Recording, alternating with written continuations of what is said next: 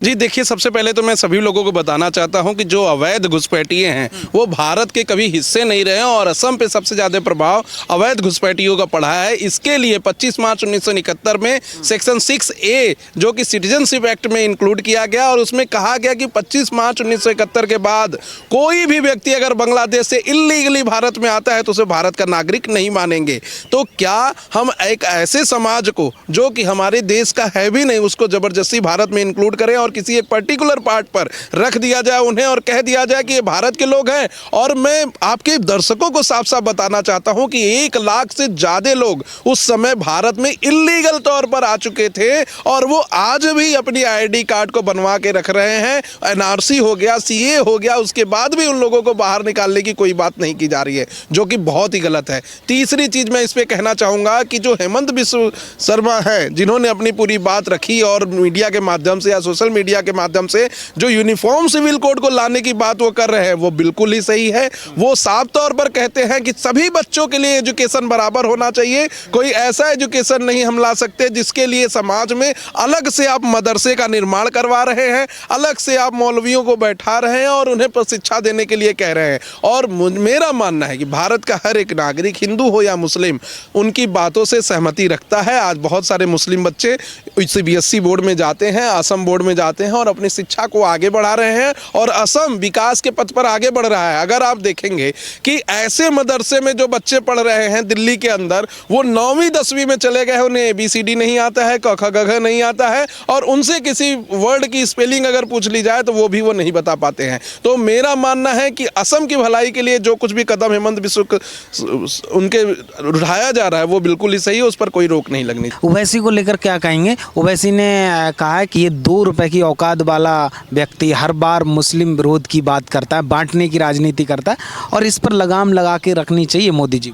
ऐसे शब्दों के लिए मैं कड़ी संवेदना प्रकट करता हूं क्योंकि ऐसे शब्द अगर वो समाज में बोलेंगे तो कहीं ना कहीं वो डिफामेशन कर रहे हैं, मानहानि का काम कर रहे हैं। अगर हेमंत बिस्व शर्मा ने उनका रिस्पॉन्स ले लिया और उनके खिलाफ केस फाइल कर दिया तो जैसे अरविंद केजरीवाल अरुण जेटली जी से माफ़ी मांगे थे वैसे ही मानहानि के केस में माफ़ी मांगनी पड़ेगी या तो 10 करोड़ से ज़्यादा का रुपए जमा करवाना पड़ेगा।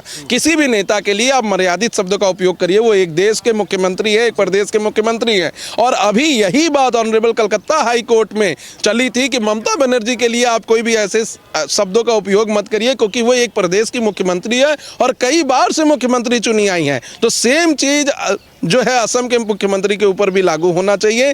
ओवैसी जी को समझना चाहिए कि ऐसे बयानों से उनको थोड़ी छोटी मोटी पॉपुलैरिटी मिल सकती है लेकिन आगे चलकर इससे उनकी विभत्सना होगी और ऐसा बयान हमारे समाज में कहीं भी अच्छा नहीं है। ऐसे बयान को वापस लेना चाहिए क्योंकि यही ओवैसी है जिनके भाई कहते हैं कि 15 मिनट के लिए सरकार हटा दो, पुलिस हटा दो, हम तुम्हारी औकात दिखा देंगे। खुद ओवैसी का 2025 दिसंबर में बयान आता है कि इंशाअल्लाह एक दिन ऐसा आएगा जब बुर्का नसी औरत जो है देश की प्रधानमंत्री होगी, मैं जीऊँ या ना जीऊँ।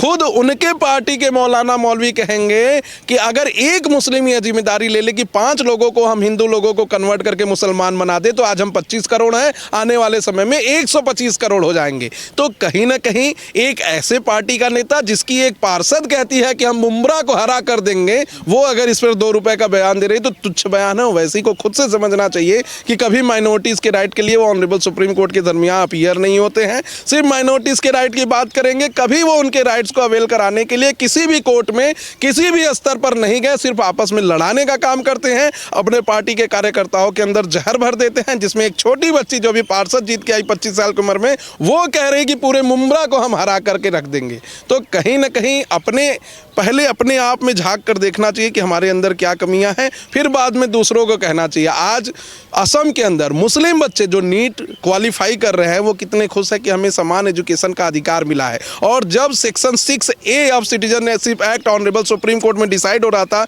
उसकी कॉन्स्टिट्यूशनल वैलिडिटी डिसाइड हो रही थी, तो ऑनरेबल सुप्रीम कोर्ट 4:1 के रेशियो से उसको कॉन्स्टिट्यूशनली वैलिड माना है और माना है कि असम के संसाधनों पर सबसे पहला हक असमीज का होगा, ना कि बाहर से आए इलीगल घुसपैठिएगा। और यही कांग्रेस और जो असदुद्दीन के लोग हैं ये आकर इस चीज को ऑनरेबल सुप्रीम कोर्ट में विरोध कर रहे थे, कॉन्स्टिट्यूशनल वैलिडिटी को रोक लगाने की बात कर रहे थे।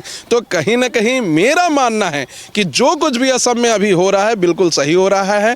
भारत के लोगों का भारत के संसाधनों पर पहला हक है, किसी बाहरी का नहीं। इस पर honourable chief justice of India justice Suryakant ने कहा था कि भारत कोई धर्मशाला नहीं है कि कहीं से भी कोई भी आके बस जाए और हम रेड कारपेट उनके लिए बिछा दें। ऐसा नहीं होना चाहिए। भारत में खुद बहुत सारे गरीब लोग हैं, हम डेवलपिंग कंट्री हैं, हमें अपने गरीब लोगों को आगे बढ़ाना चाहिए, उनके संसाधनों को आगे बढ़ाना चाहिए, न कि हम दूसरे देशों को लोगों को बैठा दें। आज हम विश्व पटल पर देख रहे हैं कि अमेरिका कितने सारे चीज़ों से, जो WTO है, जो वर्ल्ड ऑर्गेनाइजेशन है, उससे अपने हाथ खींच ले रहा है, क्योंकि वो ग्रेट अमेरिका अगेन बनाने की बात कर रहा है, अपने लोगों को आगे बढ़ाने की बात कर रहा है और गरीब देशों को पैसे देने की बात नहीं कर रहा है। तो जो फंडामेंटल राइट और ह्यूमन राइट को लेकर आया, जब वो अपने नागरिकों को पहली सुरक्षा दे रहा है तो हम क्यों न दें। और हम जो भारत के बाहर से जो लोग आए हैं उनको भी सुरक्षा देंगे, जो लीगली रूप से आए हैं, जो इलीगल माइग्रेंट है उनको हम सुरक्षा नहीं देंगे।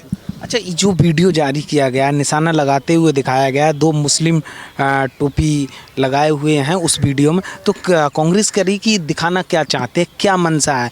क्या देश में जिस तरह का जो माहौल बनाया जा रहा है, हिंदू मुस्लिम के बीच दरार डालने की कोशिश हो रही है, देश का माहौल बिगाड़ना चाहती है बीजेपी? देखिए, उस वीडियो में यह दिखाया जा रहा है कि जो भी अवैध तरीके से भारत के अंदर घुस के आएगा, चाहे वो किसी भी धर्म का होगा, उसे छोड़ा नहीं जाएगा। दूसरी चीज, आप सेफ पैलेस्टीन के नाम पर बैग और झोला लेकर संसद में घूमेंगे, लेकिन दलितों के साथ जो बांग्लादेश में अत्याचार हो रहा है उस पर कुछ नहीं बोलेंगे। हमारे हिंदू देवी देवताओं और ग्रंथों को तोड़ा फोड़ा जा रहा है, इस्कॉन टेम्पल के ऊपर पत्थर चलाए जा रहे हैं, उस पर आपका कोई बयान नहीं आएगा। आप कहेंगे क्रिश्चियन के साथ गलत हो रहा है, तो आपने तो कभी हिंदुओं का स्टैंड लिया ही नहीं। और आज जब ऐसे अवैध घुसपैठियों को, जो भारत के नागरिक भी नहीं रहे, उनको बाहर निकालने की बात की जा रही है, ऐसे लोगों को बाहर निकालने की बात की जा रही है जो भारत माता की जय और वंदे मातरम बोलने में शर्म महसूस करते हैं, तो आपको उनके लिए प्यार आ रहा है। ये दोहरा चरित्र कभी भी न्यायिक रूप से सही नहीं हो सकता है, ये सबको समझना चाहिए। और कांग्रेस कभी भी हिंदुओं की हितैषी नहीं हो सकती है।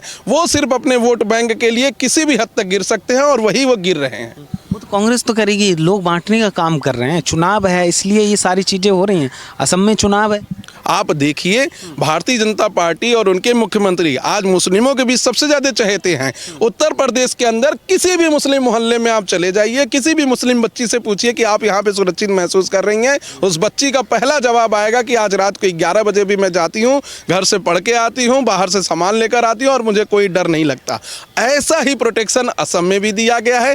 जितने भी अवैध मदरसे थे उनको तोड़ दिया गया, वहाँ पे स्कूल बनाया गया, हॉस्पिटल बनाया गया, लोगों की शिक्षा में आगे बढ़ाया गया। आज असम के मुस्लिम बच्चे नीट क्वालिफाई कर रहे हैं, IIT क्वालिफाई कर रहे हैं, लॉ की पढ़ाई कर रहे हैं और पूरे देश में अपने प्रतिनिधित्व को स्थापित कर रहे हैं। और यह असम जो पहले था, यहाँ पे मदरसे के नाम पर उनके साथ गलत चीज़ें होती थी। बच्चों को कलमा पढ़ाया जाता था, बच्चे को नमाज अदा करना सिखाया जाता था, बच्चे और बच्चियों को आपस में संबंध स्थापित करने के लिए चीज़ें सिखाई जाती थी। आज वो असम अच्छे कॉलेज, अच्छे इंस्टीट्यूशन के नाम पर जाना जा रहा है और आगे भी बढ़ रहा है देश में। और मैं असमीज बच्चों के लिए कहना चाहता हूं कि उन्होंने जो दृढ़ता भारत को डेवलप करने में दिखाई है, ऐसा अभी दृढ़ता पूरे देश में कोई नहीं दिखा रहा है। विपक्ष के जो नेता हैं वो कह रहे हैं माफ़ी मांगनी चाहिए इस वीडियो को लेकर हेमंत बिश्व शर्मा। मुझे नहीं लगता है कि कोई माफ़ी मांगनी चाहिए, क्योंकि ये जो उन्होंने वीडियो जारी किया है वो अवैध घुसपैठियों के लिए जारी किया है। अवैध घुसपैठियों के लिए हमारे सुप्रीम कोर्ट का और हमारे देश के हर नागरिक का अधिकार है कि उन्हें वो देश से बाहर निकालें।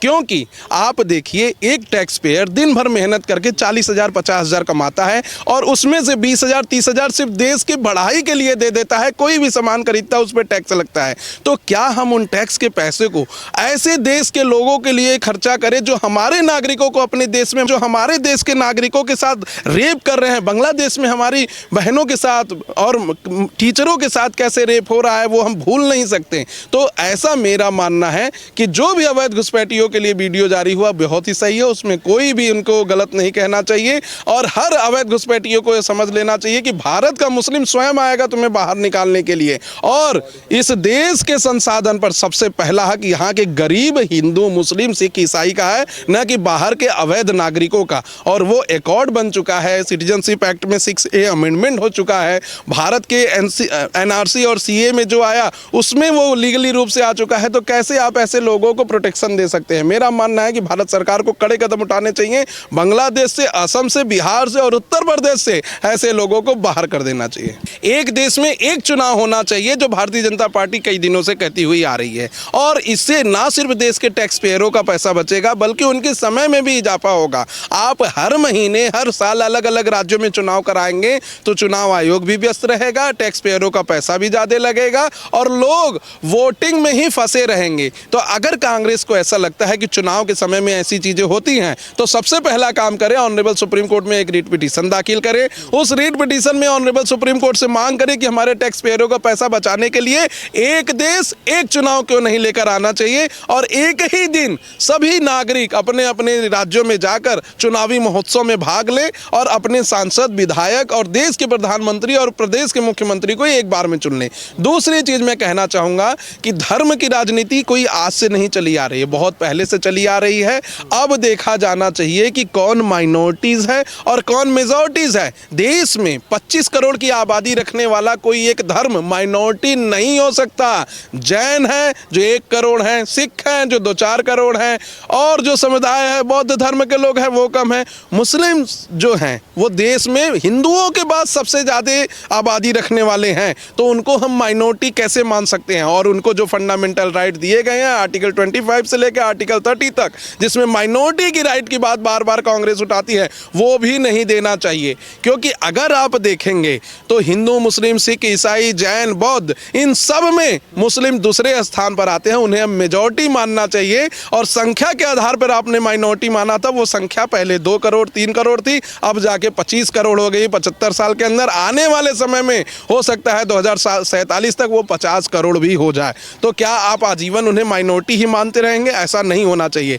तीसरी चीज मैं कहना चाहूंगा कि कांग्रेस की दोहरी नीति हमेशा सबके सामने उजागर होती है। ये जब दलितों की बात आएगी और मुस्लिमों की बात आएगी तो सबसे पहले मुस्लिमों को साथ देंगे, दलितों की बात आएगी, ओबीसी की बात आएगी तो सबसे पहले ओबीसी का साथ देंगे, दलितों को भूल जाएंगे। और अभी झारखंड के अंदर दलित और महादलित के लिए इन्होंने कोई कानून नहीं बनाया, जबकि इनकी गठबंधन की पार्टी की सरकार है। तो कहीं ना कहीं मेरा साफ तौर पर कांग्रेस से और सभी पार्टी से कहना है जो ये कह रहे हैं कि SIR चुनाव की वजह से हो रहा है, देश में धर्म के नाम पे राजनीति चुनाव की वजह से हो रहा है। आप सभी लोग एक संगठन बनाकर आइए ऑनरेबल सुप्रीम कोर्ट में, और उसमें सुप्रीम कोर्ट से मांग कीजिए कि अब इस देश में एक चुनाव एक देश होना चाहिए और इसमें दूसरा चुनाव नहीं होना चाहिए।